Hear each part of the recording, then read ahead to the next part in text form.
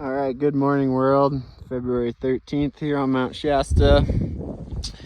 Northwest aspect, just shy of 10,000 feet. New snow, about 6 inches.